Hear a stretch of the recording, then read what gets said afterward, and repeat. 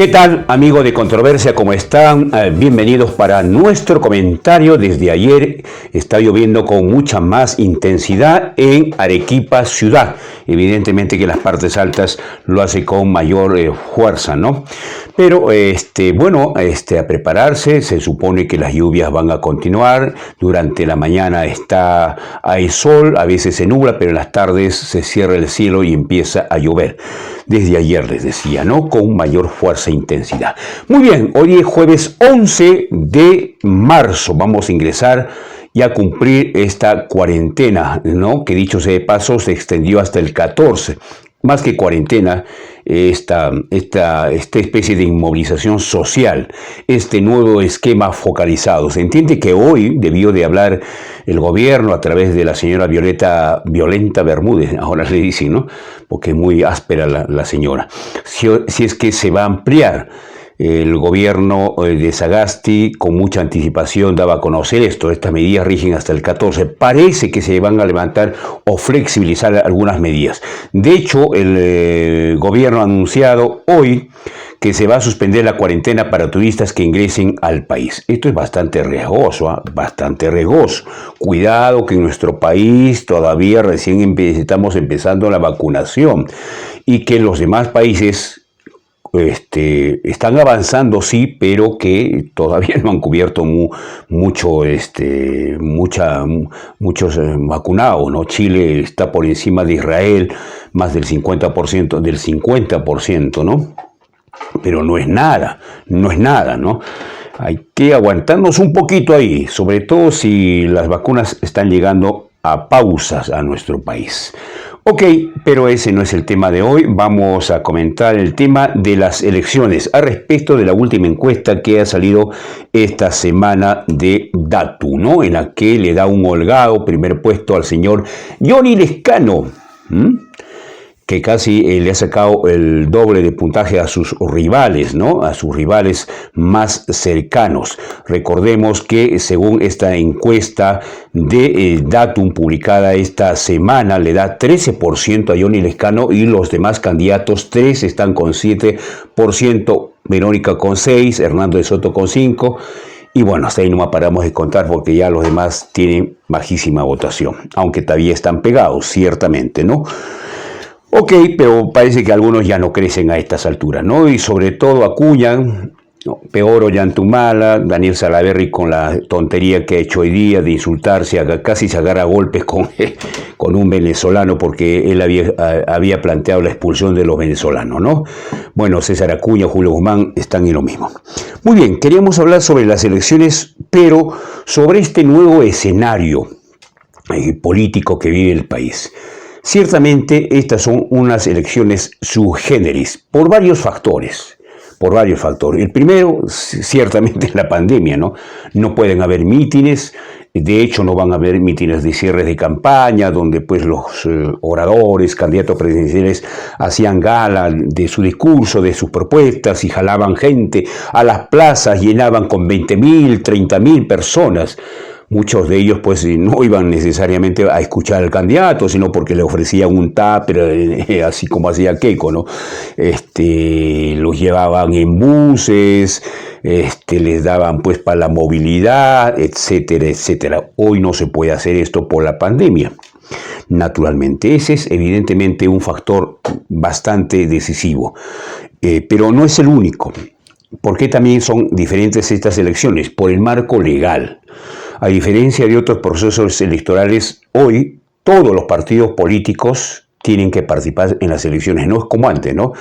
Antes se retiraba, incluso se permitía que se retirase un partido político. Yo no quiero participar, me voy, argumentaban cualquier sustento, ¿no? Para salirse. Hoy no, tienen que participar los partidos políticos, si no pierden la inscripción, necesaria y obligatoriamente. Antes no, incluso se les permitía participar un proceso sí, un proceso no, de acuerdo a las circunstancias, ¿no? Y bueno, ¿por qué también? Porque este proceso electoral te exige la alternancia y la paridad, ¿no? Alternancia, un hombre, una mujer, un hombre y una mujer. Y Tienes que poner la mitad de congresistas varones, la mitad de cosas mujeres. En estos dos puntos yo sí estoy en desacuerdo y lo digo con suma claridad, porque no hay que forzar las cosas. Si hay algún partido que quiere colocar al 100% sus candidatas mujeres, ok. Si quiere colocar el 90% hombres y el 10% mujeres, igual. O si es viceversa, idéntico, ¿no? Y esto una mujer y un hombre, no, dejemos que el partido, hay partidos donde tiene mayor afinidad las mujeres y hay otros partidos donde hay poca afinidad. Bueno, esa es parte de la democracia, ¿no? Forzar esto, y por eso se han producido que muchos candidatos los han metido en la lista y no saben ni qué decir, ¿no? Porque no están preparados, pues. Esta fórmula la ha inventado un señor que fue jefe de RENIEC y ahora se precia ser gran politólogo, ¿no? Que incluso fue expulsado de esta institución, en la denominada reforma política que impulsaba nada menos que el señor Vizcarra. Ese marco legal ya es diferente para estas elecciones. Otro es también el escenario político. Ok, como nunca en nuestro país, desde el nacimiento de la República, hemos tenido en un año 3 presidentes, ¿no? Vizcarra, Merino, Sagasti. Y 4, ¿no? Con PPK. En menos de 5 años hemos tenido 4 presidentes, casi un año, un presidente por año.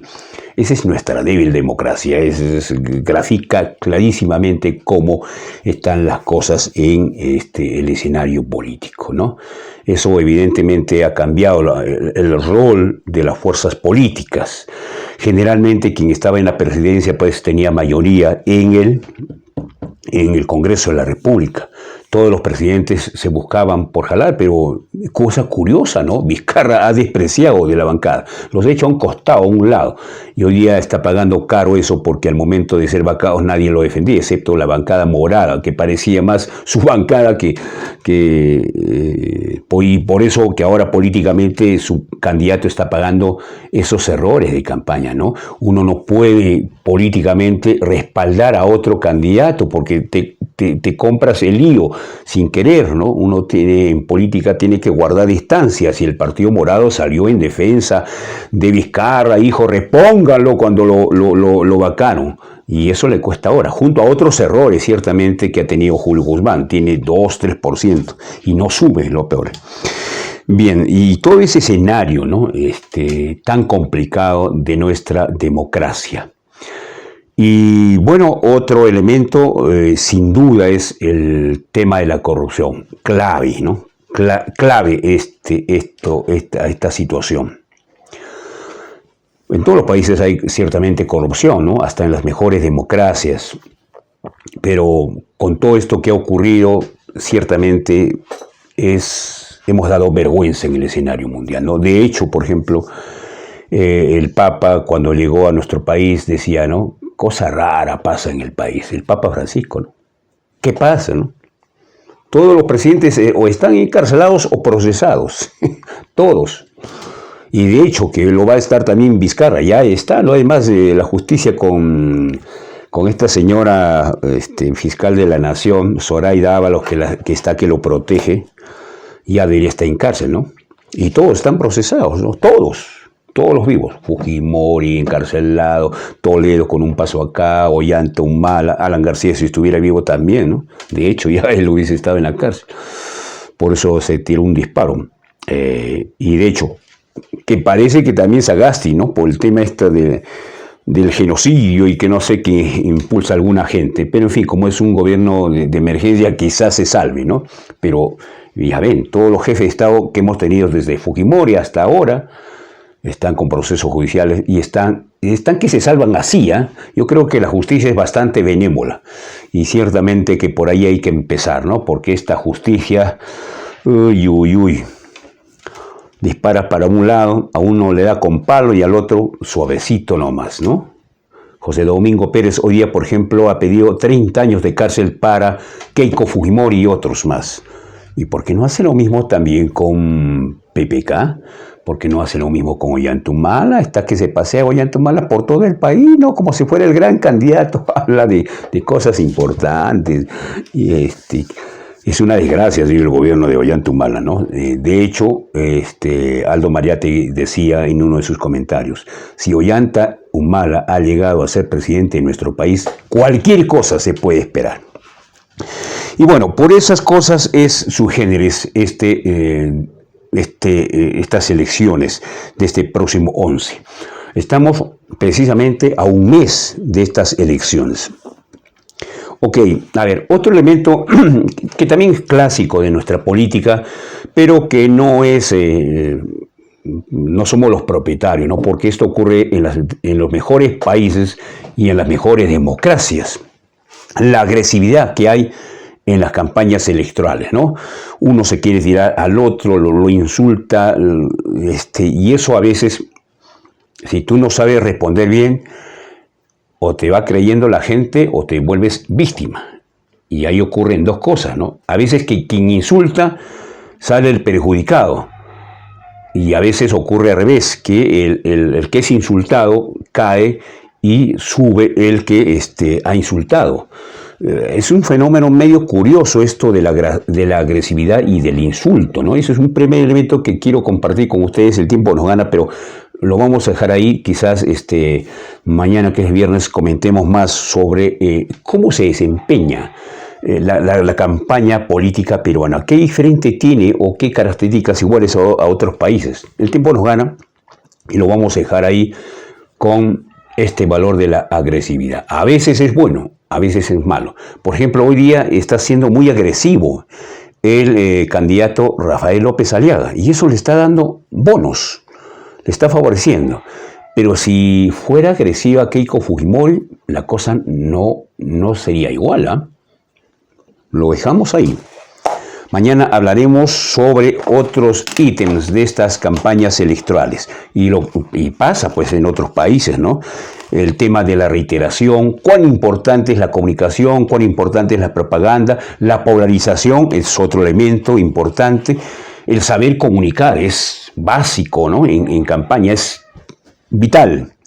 Y otra cosa también, saber responder, ¿no? Porque a veces te atacan y tú respondes con una pachotada y que te caes, como lo que ha pasado hoy día, ¿no? Con el señor Felipe, con el señor Salaverry. Un venezolano va, lo insulta, el señor se baja del auto, de la camioneta, lo quiere agredir, pierde los papeles, una tontería.